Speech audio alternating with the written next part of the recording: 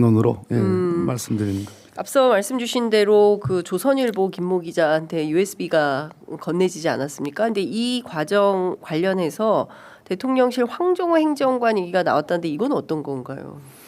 그 조선일보 김모 기자한테 USB가 전달된 경위는 김 기자가 창원을 내려옵니다. 네. 창원을 내려와서 이틀간 두 번 명태균 씨를 만나게 되는 건데요. 네.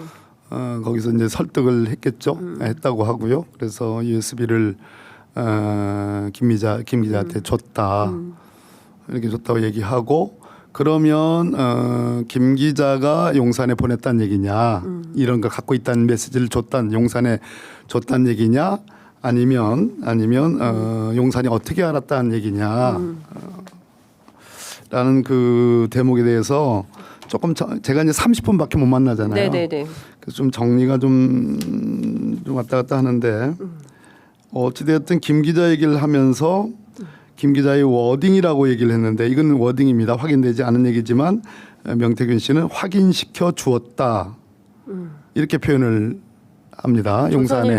용산에 확인시켜 주었다. 예. 이게 이제 김 기자의 워딩이라고 명태균 씨가 얘기하는 겁니다. 그러면 그 이 김모 기자가 명태균 씨한테 연락을 해서 용산에 본인이 갖고 있다는 것을 확인시켜 주었다. 뭐 연락을 해서 그것까지는 모르겠습니다. 아무튼 김 기자의 워딩이라는 겁니다. 네. 반면에 남상권 변호사, 여태영 변호사를 만난 그걸로서는 그러면서 황정호 행정관이 중요하다. 황정호 행정관을 이 관련되어 있다라는 얘기까지가 명태균 씨 얘기였습니다. 그래서 나오고 나서 남상권, 여태영 두 분 변호사 하고 이제 그 명태균 씨 부인을 만났을 때는 이렇게 정리가 됐습니다.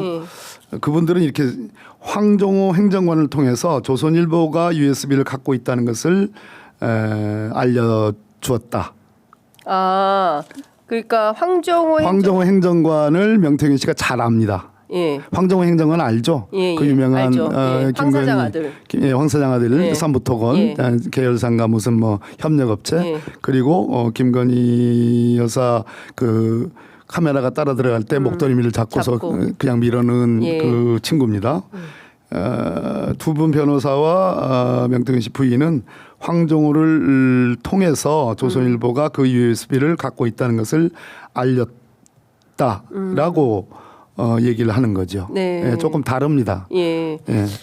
진술이 조금 다른 건가요? 그러면 조금 복잡한 느낌. 두 가지 다 있을 수도 있고 뭐 김 기자 본인 얘기하듯이 자기는 용산에 알린 것이 아니다라고 얘기일 수도 있고 그 주장이 맞을 수도 있고 맞을 수도 있고 그러나 분명한 것은 명태균 씨나 두 분 변호사의 얘기는 황정호 행정관하고 명태균 씨는 가까운 사이였고 당연히 명태균 씨의 그 위상으로 놓고 보면 뭐 당연히 몰랐을 리가 없는 거죠. 그래서 그분 황정호 행정관을 불쑥 명태균 씨가 얘기한 걸로 봐서는 황정호 행정관을 통해서 조선일보가 그 USB를 갖고 있다는 것을 용산이 알게 됐고 여태영 변호사의 말에 의하면 결국 그 USB가 있다는 것이 알려지면서 이게 실체가 없는 게 아니구나. 왜 자기가 말을 했어도 그 말의 근거들이 녹취 형태로 녹음 파일 형태로 남는 거는 다른 거잖아요. 그럼요.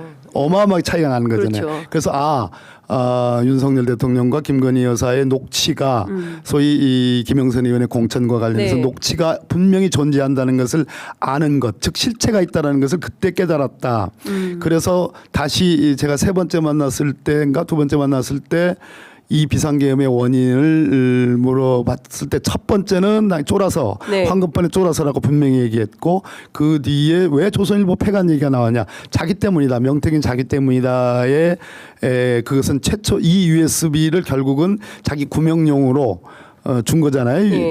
조선일보에 그렇죠. 그것을 시작돼 가지고 결국 용산이 이 USB에 들어있는 소위 공천 개입과 관련된 내용이 실체가 있다라는 것을 비로소 용산이 알게 됐고 그러면 그것을 막는 방법은 쿠데타밖에 내란밖에는 없었다라는 추론이 가능한 거죠.